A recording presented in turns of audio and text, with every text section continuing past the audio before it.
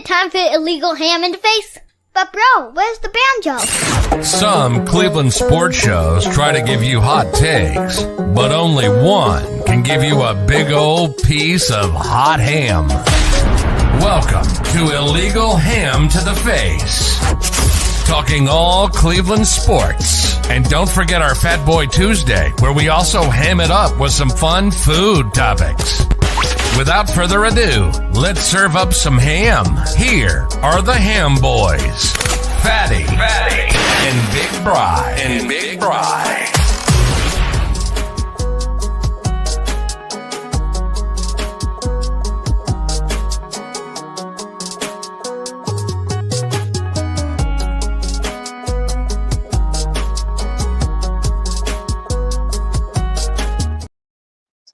What is going on, everybody? I apologize that we bamboozled you this week.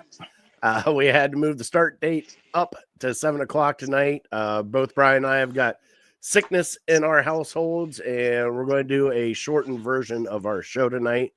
So there will be no Fat Boy Tuesday, and there will be no top three tonight, but we will have trivia. We will talk some Browns, and we will talk some Cavs, and we'll get the show started like we always do. Brian, what's going on, bud? How you doing? Doing good. I am the lone healthy person in my house, but thankfully it hasn't been too bad for the other two, but trying to hold it together here. Hopefully it doesn't catch up with me this weekend. Yeah, I am in the same boat. I got both kids down. I got mama down. It has been a fun handful of days here in the Bates household. It's not good when everybody starts getting sick because you just pass around everywhere. I'm just waiting for my turn, Bri, because I know it's coming. I just don't know when it's going to happen. Mm-hmm. Hope it's not too bad. Right, so, Bri, how was your Christmas, bud? Let's get into that. How was Maddie's first Christmas and everything? Did everything go well? Oh, yeah, it was great. It was fantastic. Everything went well. Unfortunately, we did have to miss my wife's big family celebration on Saturday down in Mansfield because of the sickness, just taking all the precautions. We weren't able to make it to that. But, yeah, we got to spend time with family on Tuesday night. And then Wednesday had the moms over, went down to her brother's house on Wednesday night. So, yeah, good time was had by all and certainly ate way too much food. But, man, it was a blast. Same here. Kids made out like bandits like they always do.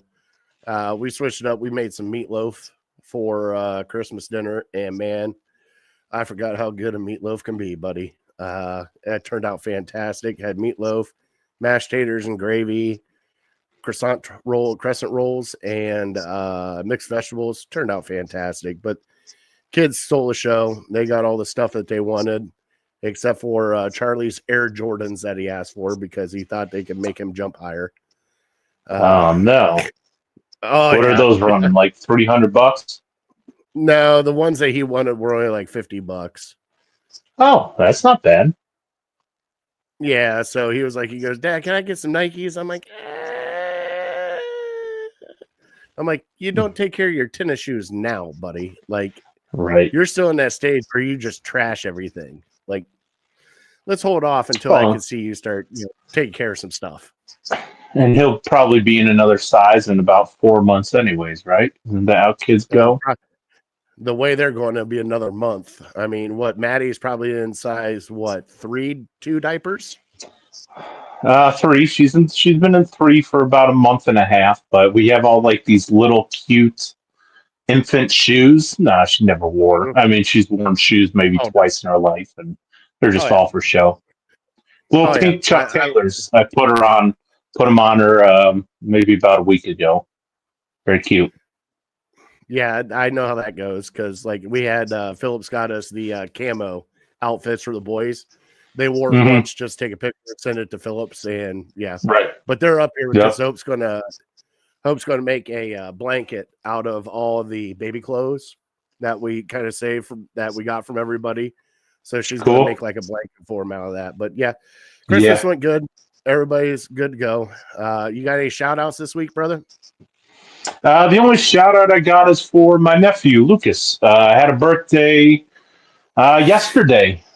turned, gosh, I backed myself into a corner here. I want to say in first grade. So I want to say he turned 8 yesterday. So shout out to Lucas. I will see him this weekend. We are taking the trip to Chicago to spend some time, spend the weekend with my brother and his family. So get to have some good times with them. Maddie will be celebrating our first Christmas with them. So it'll be very special. Lots of pictures, lots of videos. Typically don't do a whole lot, but yeah, just have some good fellowship. My brother and I, was it last year? Maybe 2 years ago, we got into some Maker's Mark, and our night was done by like probably 6:30. It was halftime of whatever NFL game was going on. We did Pop-A-Shot and we did Maker's Mark. That was our Saturday. Oof. Oof. Good time though.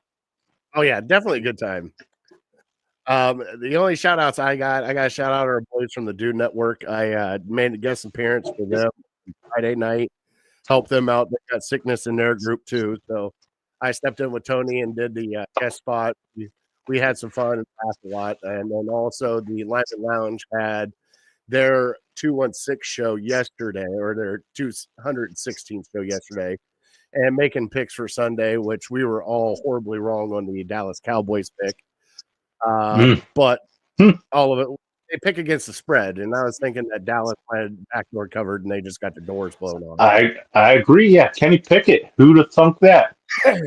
Yeah, but he looked great throwing it into the ground as he tripped all over himself, looking like a dum-dum. My God, what was that? You obviously saw that? Was he like? I don't think I did. No. Mortal Kombat move, like he went to throw the ball and didn't even let it go out of his hands. Oh, I did see that. He just kind of spiked it into the ground and then fell over. And I'm like, what is going on? Like, look at, you're man, that bad that's going to happen. Okay. Justin said that's Angels awesome. envy over Makers. All right. Haven't had. Where did I see somebody got some Angels envy? Maybe within the last. Oh, I think maybe at my uncle's house. We went to his house on Christmas Eve, and he had some liquors that he got for retirement, and Angels envy was one of them. And I remember hearing from somebody, maybe it was Justin, that Angels envy is really good. I don't think I've ever had it though. Well, we're gonna have to try it, bud, because if Justin's saying it's that good, Justin's got a pretty good palate. So we're gonna have to give it a little taste test and see how it goes. I hope everybody out there had a great Christmas and start the Hanukkah and everything. Browns, good God, Bri, the Browns. We'll get into them here in a little bit, but we got to have some fun first before we do it. We always do it with our trivia, which is brought to you by City Dogs Cleveland. Gazelle, buddy, still there. Still there. Still needs a home. As I'm trying to pull up pictures now. And for some odd reason, my computer is doing great right now. I'm having a little lag on my side, buddy. No, I see the pictures. Okay. So Gazelle is still there, plus all these other beautiful dogs from City Dogs Cleveland. So if you can, please start a new year out with a city dog from City Dogs Cleveland. Puck for Paws is still on. I believe it's March 4th. I know that my family has gotten tickets and we will be going. Can't wait for that. Get to see Beth and everybody from City Dogs there. And plus you get to bring a pet to the hockey game. Can't beat that.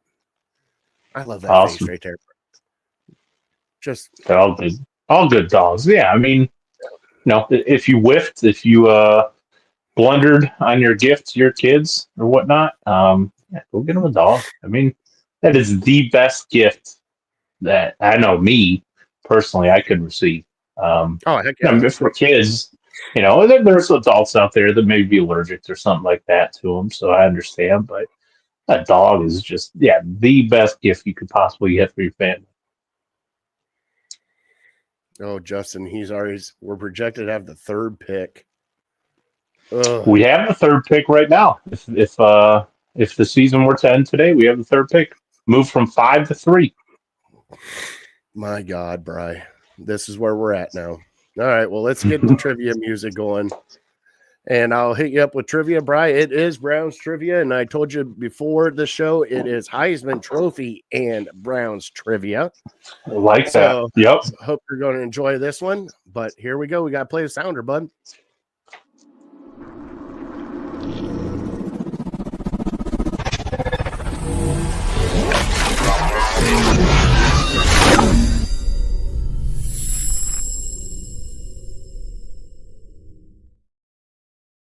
All right. I hope that went off because on my side, I got nothing. I saw it. Sure. Okay. All right. So I'm glad you saw it. So Browns trivia / Heisman trivia for you tonight, Bri. And my mom got us, and I'm going to bring it out probably after the new year, Bri. She got us the sports trivia little quiz books, okay, with a bell on top and everything. And it's got hockey, baseball, football, and basketball in it. And I got one of these from that card, which dumbfounded me because I thought I knew, and obviously I was wrong. So, Brian, who was the first African American to win the Heisman Trophy? Oh.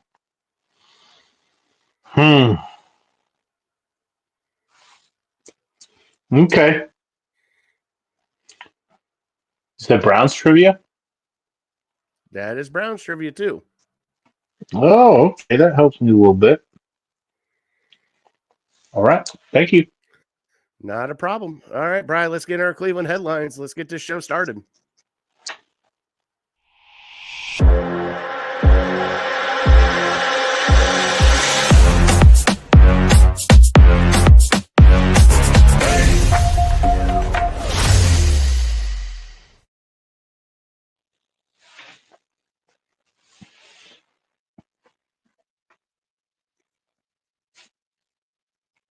Good. Cleared.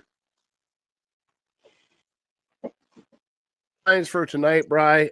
Cleveland Browns lost to the Miami Dolphins here. Bri, I can't even watch this team anymore. Lyman Lounge asked me, the spread was 3.5 for the Browns. And I said, no, give me the Dolphins. They're like, seriously? I'm like, I got to take the Dolphins. Granted, Myles Garrett had a day picking on a second round rookie, which was always fun watching. He ended up with 4 sacks? I think 4 or 5 sacks. Really? Yes. I remember a couple. I think you're right. Yeah, he had a game.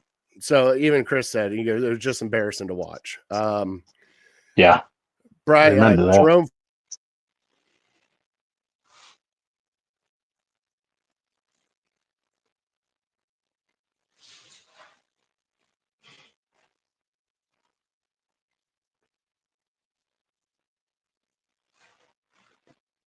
And I know they need to see something with DTR, Brian. We've already seen something with DTR has the worst touchdown to interception ratio in the league. He's got 1 touchdown to 12 interceptions. 10. Like still, it is still terrible. Like unthinkable. Brian, this is like his favorite receiver is the tight end, but they're even doing rollouts for him. They didn't even let him throw it down the field, Brian, at all. Like it was, You got 1 shot downfield. That was it. Yeah, I mean, you don't know. You don't know what the reads are. Maybe he could throw it downfield. I didn't watch the all 22 or anything, so I don't know if we sent routes downfield. But as long as you keep sending DTR out there, you're basically admitting that you are trying to tank. Because we heard for so many weeks at the start of the season who gives you the best chance to win. And we debated how could he give you the best chance to win. The Jameis has got to give you the best chance to win. Well, there's no debate on who gives you the worst chance to win because that's DTR right now. And I was with a lot of people saying well, I saw some progress last year to give you maybe some hope, and let's see him again this year. I don't need to see any more of DTR. Not like Bailey Zappi's going to be able to beat the Ravens or anything this week anyways, but just something different. You put up 9 points in 8 quarters. And going back to the Chiefs game, we only had 7 points there too. So this offense is just absolutely horrendous. This is offense that we're used to with the Ken Dorsey led Browns or the Bruce Gradkowski led Browns, 1-31 Browns. Like this offense fits in right with them, and it's just too bad. I know we're missing playmakers that we started the season with, but it's just terrible. I mean, at no point did I think the Browns were going to win the game, and I think same thing could be said for the Dolphins. The Dolphins were never felt threatened that maybe the Browns might actually beat it. No, even with Tua not playing, like if Tua played, yeah, it's just a no-brainer. But even with their backup, who was our fourth string for most of the preseason, he came in and there's just no threat of the Browns ever winning this game. Like you needed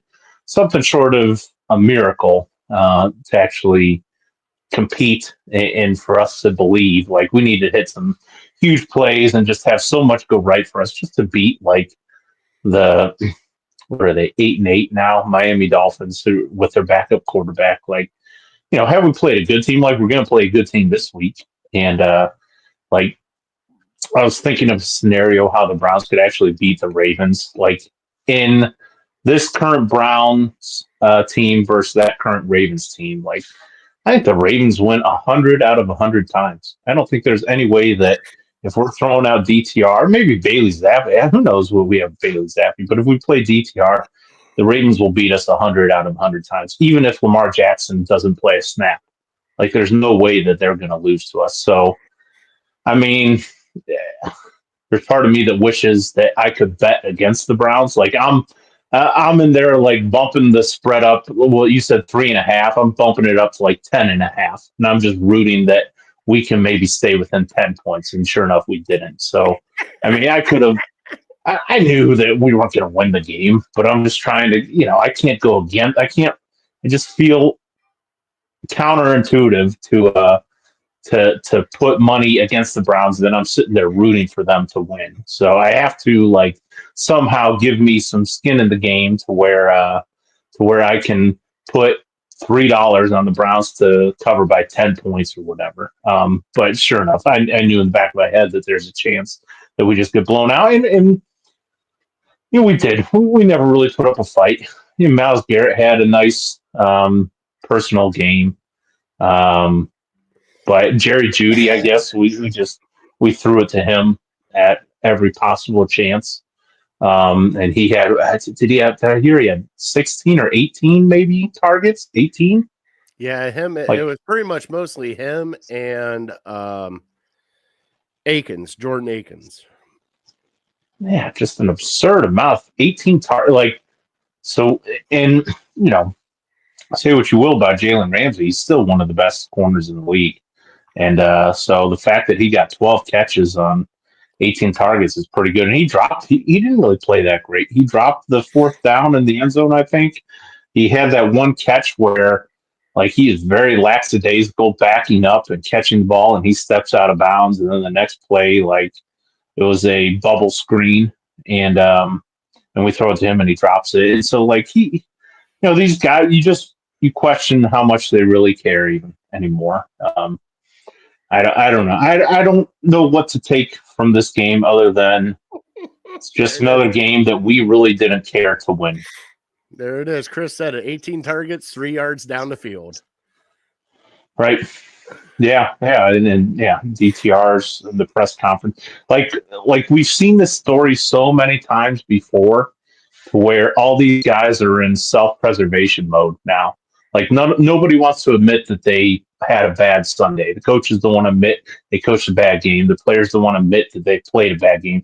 Even though if you're not a moron, you can see, well, we basically have 2 or 3 guys that, played okay. Everyone else is just kind of, what are you doing out there? At least give a professional effort. And a lot of them don't really care too. They're planning, making their offseason plans, maybe thinking about ways that they can get out of Cleveland. Yeah, we've seen this story before. Oh yeah. And Justin asked why DTR has been starting and not Winston, and that's the easiest answer in the world right now. Winston threw too many interceptions at one time. Yes, it's exciting to watch Winston play, but they're trying to teach ball control and also taking a look at DTR to see who's going to be the backup next year. They're trying to get a feel on whoever they have that could throw the football for the Cleveland Browns to give them a shot and give them a quote unquote, a legit shot, which is fucking hilarious to me, but legit shot at starter to see what they can actually do. And DTR has been here long enough now, Brian. I like DTR. I like DTR in the preseason anymore. I can't do DTR anymore. He's shown you what he is. Jameis Winston has shown you what he is. Jameis Winston is going to have a 500-yard game and 5 touchdowns, and then he is going to throw 6 interceptions and just make you pull your hair out. So we already know what we have in those two guys. And Brian, like they said, right now we got the 3rd pick coming up. I want to go quarterback. They did restructure Deshaun Watson's contract. They had to. I hate to tell everybody this, they had to. There was no ifs, ands, or buts. They had to. Even though I was upset by it because you're kicking the can down the hill a little bit more, but it freed up $40 million for them to actually go try to get some free agents and stuff this offseason to try to patch things up again. I mean, Brian, what did you feel when they heard about the Deshaun restructure, and also what are your feelings about DTR and Winston? Yeah, the DTR and Winston thing, to me, it comes down to, I understand that, the Kansas City game, you had to maybe make a change because Jameis was just turning the ball over and he was actively losing the game for you. So maybe DTR can come in and not lose the game for you. And he just, after seeing him for a game and a half, they're like, well, what do we care? It's Miami. This is his last chance. He's taking on Tyler Huntley. Maybe he can find something, but he didn't. Like, to me, if the Browns were really trying to win that game, you put Winston in at halftime. You replace him. You say DTR. You scored 6 points. Now you're only giving us 3 points. And there in the second half we got down in the first and goal or inside the 10, inside the 15, and we went for it on 4th down and we didn't get it. So it's not like he was completely inept. He's leading these drives. They're not just finishing these drives. But yeah, to me, not knowing what you have with Bailey Zappi, I think between DTR and Winston's the only guy who even gives you a chance to win. Winston will give you an A or he will give you an F. Now, but at least the DTR is going to give you a D straight every time, straight across. He's going to give you a D. You're not winning any games with a D quarterback effort. But with Jameis, at least there's a chance he might give you an A. And we saw it in Baltimore. We saw it against Pittsburgh. He gave us A's, and we won the game. So there's a chance. So, I mean, to me, the fact that they didn't make a move, they're kind of openly admitting that they're tanking. But now I know we will get into this time and time again between now and the actual draft. But to me, I don't see value in tanking at this point. There's nobody at the top of the draft that I think is like a can't miss. You say you want quarterback. I question if there's even a quarterback there. I mean, I feel like we're squeezing a quarterback in just because we really want a quarterback, not because there's somebody who's capable to be a quarterback. Okay. Like Cam Ward, to me, Cam Ward would be behind Michael Penix of last year's draft. So he'd be like the 5th best quarterback last year. And this is where I call timeout. And I understand that this quarterback class is not like one of the greatest quarterback classes. But if you look at this past quarterback class, Bry, you got to be kidding me. Like Michael Penix is actually playing really good. Bo Nix, J.J. McCarthy, before he got hurt, was playing phenomenal. You have Caleb Williams. You can see it on the field, Caleb Williams, and what he can do. Jane Daniels. So you have all these guys that were drafted last year that have Washington flipped their year around. Now that Penix is in, Atlanta looks like a totally different team. Bo Nix might take the damn Broncos to the playoffs. Like, this is what I'm sitting here saying. Like, I know there's not a top quarterback, but is it your quarterback? Is there a guy there that you like enough that you're going to take and you're actually going to commit to for once? Instead of 4 years, boot him down because he can't win you the big games or something of that nature. Like, I don't understand that these rookie quarterbacks are coming in different now, Brian. They're not like they used to be where people had to sit and learn and everything else. These are more highly efficient quarterbacks coming out of college. They train this way. I just don't get it. Like, how do we keep missing on a quarterback, Bri? How? We just keep punting it and miss, punting it and miss. Then we get one. He's playing in Tampa now, looking fantastic down in Tampa. And I know that, Bri, I know we had to let it go. And I'm going to let it go after this. We had to let him go because he wasn't mature enough here at the time. And I get that. But now we're just punting. Why can't we get a Cam Ward and he come in and actually be good here? There's a chance he can be. But kind of where I try, and I haven't, like, I don't hate Cam Ward. Sophomore slump. It's a thing. Go look it up. They got tape on CJ Stroud. Right. And I mean, and he's going to have to adapt. It was the same thing with RG3, same thing with Cam Newton when they all came out. Oh, yeah. It's the same with every quarterback. And everyone jumped down my throat when I compared CJ Stroud to RG3. Like, RG3 had a tremendous rookie year, and then people got tape on him. And I don't think CJ Stroud is a terrible quarterback or anything like that. But at the start of the season, people are talking about him as being a top 5 guy after 1 year, and I'm like, no. like people thought it was just Ohio State hate from me, and I'm like, yeah. To be a top 15 guy, maybe if you have one good year, that puts you in the top 15. But to be a top 5 guy, you have to do it year and year. And you have to have like 4 good years in a row. You look at Josh Allen, Joe Burrow, and, Patrick Mahomes. Like, these guys are elite because they're winning year in and year out, and they're going on these long runs in the postseason. So one guy having one good year, I wasn't buying into that. So, the Cam Ward stuff, the thing that really I have a hard time getting past is how tall is Cam Ward? 6 foot. How many times have the Browns drafted a 6 foot quarterback and it not work out? Like Manziel, Baker. I know Baker's doing great in Tampa. Yeah, it's 75 degrees and sunny, and he has a Hall of Fame wide receiver in Tampa.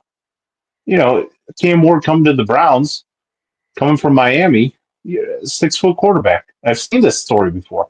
I saw Colt McCoy. I saw Johnny Manziel. I saw Baker Mayfield. He's 6 foot. We'll see the combine, I guess, but I need a big quarterback. I need a guy who is just money night in and night out. And he's a guy that Cam Ward, if he truly is 6'2", maybe I'll start buying into him. But what happened this past weekend kind of raised some red flags for me as well. The fact that, okay, he played in a bowl game just long enough so he could get his own personal career passing touchdowns record, and then he checked himself out. Like, make a choice. If you don't want to play because you want to focus on the draft and you don't want to risk your draft stock, okay, I can buy into that. If you want to play because you want to be there for your teammates and you're concerned with your team, okay, I can buy into that. Don't just go and play because you want your own personal accolades and then you check yourself out. So, I mean, it's not looking good. It's early in the process. I can still buy back into Cam Ward, but yeah, I don't think there's anything really special about Cam Ward. Now, there might be special stuff about Shedeur Sanders, but I have a hard time believing that Deion would let his kid come to Cleveland. So, after that game against BYU. Ugh. Well, did you see what his shoes were on his shoes? No. He had the New York Giants logo on his shoes. Hey, more power to him. They screwed up their quarterbacks too. So, right. But so he's already declaring, and at the time the number 1 pick. So I think it was kind of like a look at me moment. I'm going to be number 1 pick. But yeah, those are the top 2 guys. If there were other guys coming out, I can maybe talk myself. I believe it or not, I looked at the 2026 mock drafts today, just to see what kind of quarterbacks are coming out next year.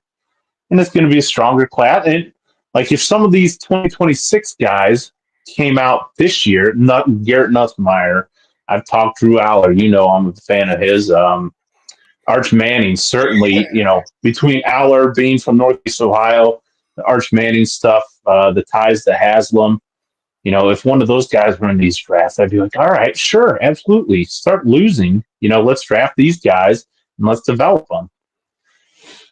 But there's nothing about these top picks right now that really get me excited. I think I compare it kind of to what was it, 10 years ago, the Barkevius Mingo draft, where we had the 6th pick, and it was such a weak draft. There was really nobody that was worth taking that high. Even the Michigan guys, I'll tell you right now, I'm not going to be a homer there.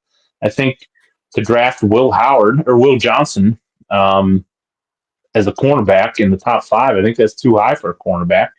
Mason Graham, there's nothing that really says to me that he's a top prospect. He can be a really nice player, but not using a top 5 pick on him.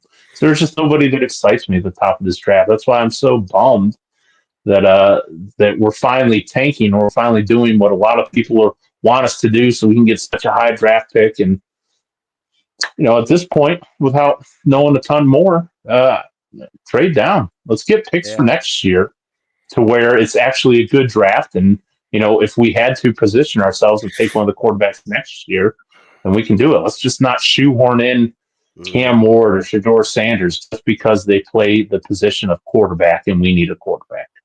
There it is, Abdul Carter. I like that. Abdul Carter, sure. Yeah. I don't know a ton about him, but everything I hear is good. And him and Myles Garrett, look out. Yeah. Brian, it's just frustrating as a Browns fan because you're just watching, you watch Stefanski come in here with Flacco and everybody else. We get to the playoffs in a couple of years. After the Brian, it was past the studs. Like we were tearing out concrete at the bottom when we went 0-16 and 1-15. And then this is the fruit of our labor is how many years later and we are 3-14 again.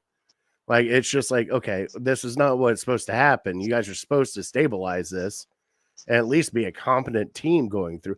Like if we were anywhere else besides the AFC North, I think we might be a competent enough team. Like if you put us in the NFC South, right? Do you think that we would have won? Like, you know what I'm saying? Like, I think our division, the AFC South, the NFC South. Oh, absolutely. Yeah. I mean, yeah, regardless of what people say, NFC North, AFC North, those are the top dogs. AFC South, NFC South, those are the cupcake divisions. So it absolutely matters what division you play in. Yeah, I think with the Browns, I'm kind of with you, Brian. I think they'll probably trade down from that 3rd pick, unless there is somebody that just blows their doors off, like Abdul Carter, somebody that and to fill a hole. Sure. This is going to be, if they're picking at 3, that is going to be a franchise guy for them going forward. It's not going to be like a plug and play. Like he is going to be that guy for them going forward. So if that's not the guy, I'm like you. I think they trade back. Maybe double dip in the first round. Justin said O-line. You could trade back and get O-line help, Justin. I mean, that's the top of this draft is going to be cornerbacks, wide receivers, maybe Gentry as a running back. I would love to trade back and get him. Sure. Only knowing now that Ford got hurt, still question marks about Chubb. You still need a bell horse quarterback or running back, and he's that kind of guy. So I'm with you though, Brian. I think they trade back. I'm tired at the end of the season being beat down, Brian, talking about losses and talking about draft picks and everything else. It's supposed to be a new year. It's supposed to be happy, Brian. Why aren't we happy? Well, because it's a complete and utter disappointment this year. And I guess, everyone wants to, I told you, and I don't want to get too much into it because we get into it every show, and it's just kicking a dead horse, the Deshaun stuff. Everyone wants to blame Deshaun. How many games did he play? 6. So you can't blame a 17-game tank and say, yeah, we suck because of 6 games. And maybe it set the tone, but we've had plenty of opportunities to show that that we can win games since then, and we haven't. We've won 2 like great games, but then we've lost to the Saints. How do you lose to the Saints? We've lost to the Dolphins with Tyler Huntley. We lost to the Steelers, who are kind of in a tailspin now. There's a backup quarterback here. That's what makes it worse, Bry. Oh well, and guess what? If DTR was on the Dolphins and we had Tyler Huntley, I don't know if we win the game either. But they should have kept Huntley. Huntley's proven that he took the Ravens to the playoffs. It was just stubbornness that this is our draft pick and we want to see him. Tyler Huntley is nothing special, but he can win games in this league.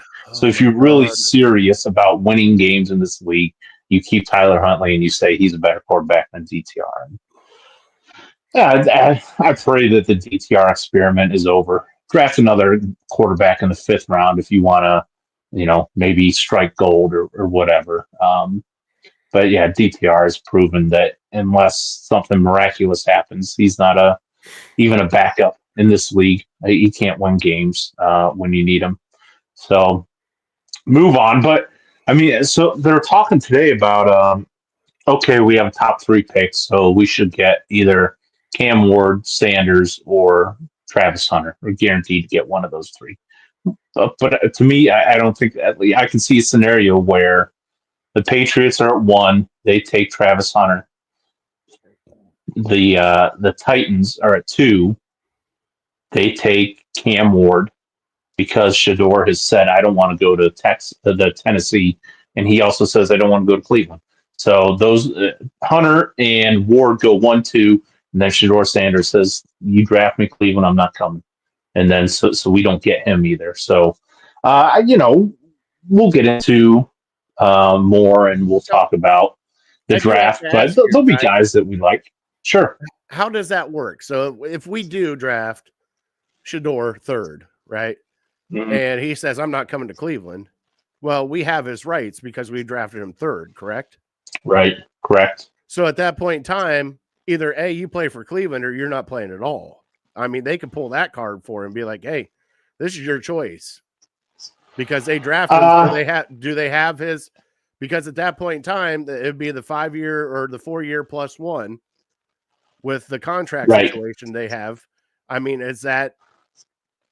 I mean, I don't know. That's why I'm asking you. Like, can they just? No, right. And I'm not totally 100% sure either.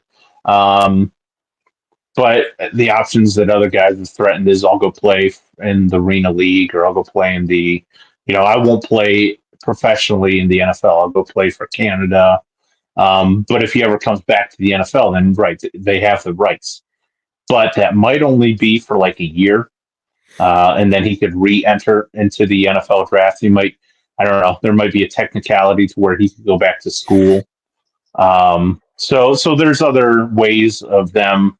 And also, why would you want to draft a guy when you have your pick of the litter of top prospects in the NFL draft? Why would you want to draft a guy who flat out tells you, I don't want to be there. I don't want to be on your team. I hate Cleveland.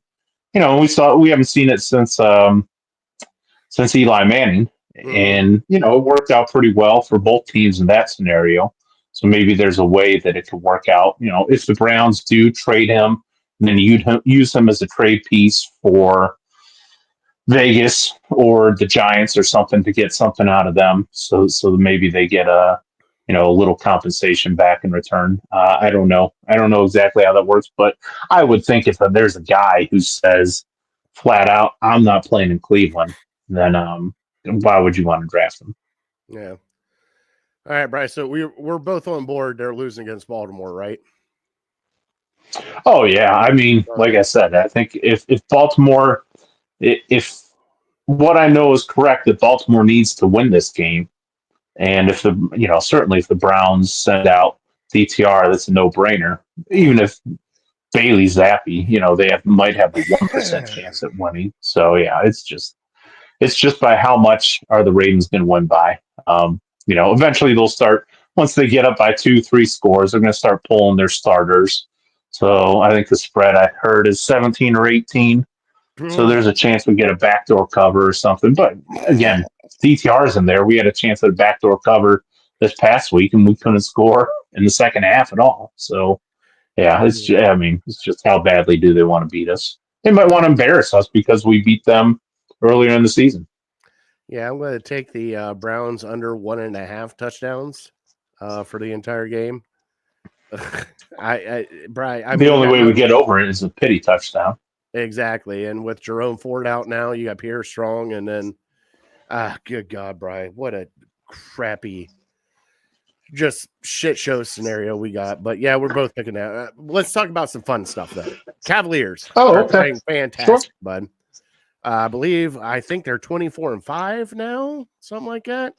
Still top of the NBA, still playing great. Evan Mobley is dropping dimes from 3-point range, Bry. I know, regular season. No, it's regular season. But man, oh man, Bry, it's great basketball to watch. And they are playing great team basketball. It's not just one person. It's not Mitchell taking over the show. Garland's putting up points. Jared Allen's putting up points. Everybody's putting up points. I just hope they can sustain this type of basketball all year. I mean, Brian, how are you feeling about them right now? Oh, I don't think you could be down on the Cavs. This is probably the best possible case scenario for the first quarter of the season for the Cavs. Short of maybe if Evan Mobley was in the MVP discussion or something like that, that's the only thing that I can really foresee that might be a better scenario than what we're in now. But to be honest, there's so much going on the last week. The Cavs have kind of been like on the back burner. I don't even know how they've performed this past week. Well, they beat Denver in Denver, and tonight. Okay, right. That was a late game. They're on a West Coast swing right now. So tonight, I believe. Okay. Who are they playing tonight, Bry? So that's probably why I haven't heard a whole lot from them because Golden State tonight. That's a big game. Yeah, that's big. Yeah, these 10:00 games. That's West Coast. And right. Plus, the Browns have been such a dumpster fire that they get all the headlines. But yeah, if they can beat Golden State at Golden State, I think this is a huge test. You kind of piqued my interest. I wish I didn't have to work tomorrow so I could stay up and watch it. But yeah, this would be a big game. Not knowing like if they're fully healthy and playing, and we're fully healthy and playing, I think it should be a tremendous game. Now, Bry, I'm going to ask you because we keep changing throughout the season. See, we're past December, getting ready to start the new year. Is this an Eastern Conference Finals team? Oh, at least. I mean, at this point, if they don't get to the Eastern Conference Finals, I would consider it a disappointment. There it is. That's all I wanted to hear.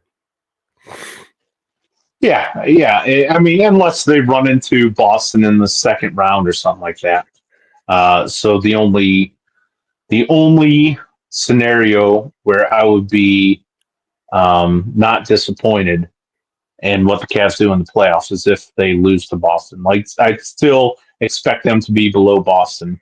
I think they're showing me that they can compete with them, which I don't think they did last year, and I don't feel that they could last year in the playoffs. But if you say you get bounced by even the Knicks now, we're so far removed right now from the beatdown that they laid on us a year and a half ago, and the 76ers, which I thought, maybe were above us. They've been a dumpster fire. Same thing can be said for the Heat with Jimmy Butler wanting out now. I think we've firmly have a grasp on the number 2 seed, the number 2 team in the East right now. So if we lose to Boston, I'm going to be disappointed. Well, everybody tune into the Cavs because they're playing hot and they're fun to watch right now. Going against Golden State tonight, and then we'll bring in the new year. We do have college football starting tomorrow. Well, college football tonight. Isn't Alabama, Michigan tonight? Or no? Are they? No, I don't think so. That's New Year's Day. I don't know what. Or New Year's Eve. Yeah. One of the two. It's like a noon game. I don't even know. If it's tomorrow, then that'd be great. I'll have to watch it. But yeah, I think there's as far as the games that matter, it's Boise and Penn State tomorrow? Yes. Just one? I think there's just one, and then all three run on New Year's Day. That'd be awesome. Yeah, that would be great. I think starting at noon, maybe. Can't wait, dude. It's college football season. I'm loving every minute of it. Oh, this is great. I mean, let's just hope, even for Ohio State fans, you want to see a better game than what happened against Tennessee. Just to build the drama.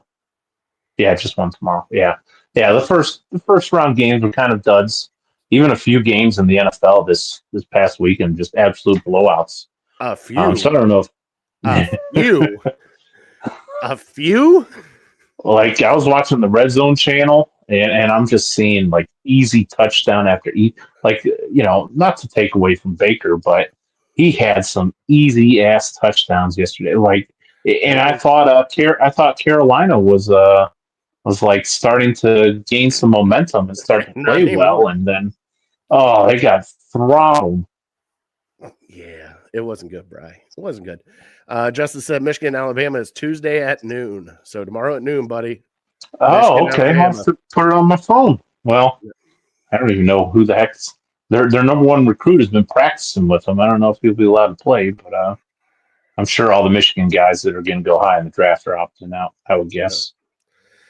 All right, Bri. Well, we're here towards the end of our show. We're not doing a Fat Boy Tuesday. We're not doing a top three, but we did do a trivia at the beginning of the show, which is brought to you by City Dogs Cleveland. Here is Gazelle, the longest resident at City Dogs Cleveland. If you can, please go adopt her. And if you can't adopt, please volunteer, donate, whatever you can do to help out a city dog.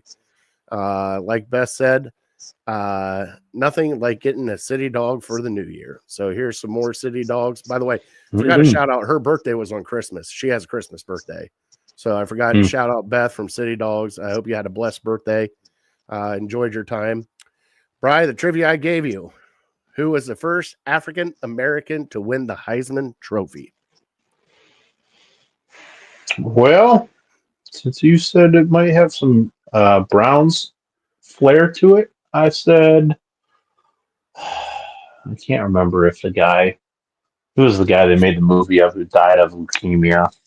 Express. I think Jim Brown was before him. Mm-hmm. So I'm going to say Jim Brown. It was not Jim Brown. You were right. It was Ernie Davis.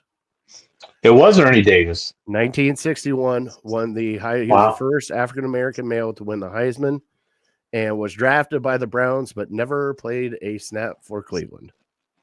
From Syracuse, is that right? I never saw the movie. Yep, oh, dude, you'd love the movie. Knowing the outcome, it'd probably be a pretty sad movie. It is, but you'd love the movie. Nice action. Do they get into his illness? Oh yeah, it gets into everything. Oh, they do. Like Jim Brown recruiting him over to Syracuse. So I guess Jim Brown did not win the Heisman then, huh? No, Jim Brown did not win the Heisman. Wow. Yeah, that was the year Ernie Davis won the Ray Walker running back award or whatever it is? I think it is. Doak Walker. Doak Walker, and then won the Heisman that year. So, well, little trivia there. We are here at the end of our show. Well done. I like that one. That was a pretty good one. That was out of that little trivia pack. I might just tell you to pick you'll probably pick NFL for a while, but we'll get. Oh, yeah, absolutely. Well, no hockey. Right. Come on now, burn those. Yeah, no, I got so it's all sports. Yeah. And it's like, but it's not just like Cleveland based, is it? No, it's all sports. It's all trivia across everything. So it's actually I got one too. And that was one of the cards right out of the pack. It has a little bell in it too. So if you're wrong and ding, give you a little right ding on it. So that's cool. No, I got my mom got me one a few years back as well, and I haven't used it much. I gotta find it. It's all Cleveland sports based stuff, and it's kind of the game is you have 5 clues, and each clue is like more revealing of who it is. So and it's Cleveland sports athletes in the last 50 years or whatever. So that's awesome. The first one might be like I attended Texas A&M University, and then you have to guess, and then I was the number 1 pick by the Cleveland Browns, and then you guess, and then so Myles Garrett would be the answer, and then Johnny Manziel. So like however many clues you get, it takes a point off. So if you get it after one clue, you get 5 points. So yeah, I'll have to find that. It's a good one. All right, we'll do that. Well, Bri, I'm wishing you a happy new year, my brother. We'll definitely be in touch before then. Everybody that has watched the show and everything, we're getting ready to go into 5 years strong here. Can't thank everybody enough who has watched, liked, subscribed, commented, everything. We can't thank you guys enough. Can't thank City Dogs enough for allowing us to do our shenanigans and giving us dogs to help get them adopted, and also our families for allowing us the time to talk sports and talk crap to each other half the time. Oh, by the way, Brian, you need some help tonight, brother. That fantasy football belt is coming out of your grasp. I forgot to check it. Let me know what's the update here. I hope. Did I have McLaurin last night? Because he got like 1.5 points. It's terrible. No. So right now, tonight, you have Brock Purdy, you have St. Brown, and then you have the new running back for San Francisco. Oh, yeah. Guerrero. Yep. Okay.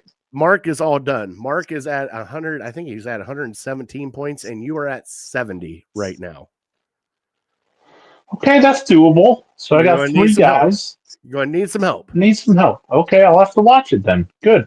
I got kind of shellacked in another league against Nick in the championship. I was projected to beat him by like 25, and then get this. I had Jerome Ford, who got hurt.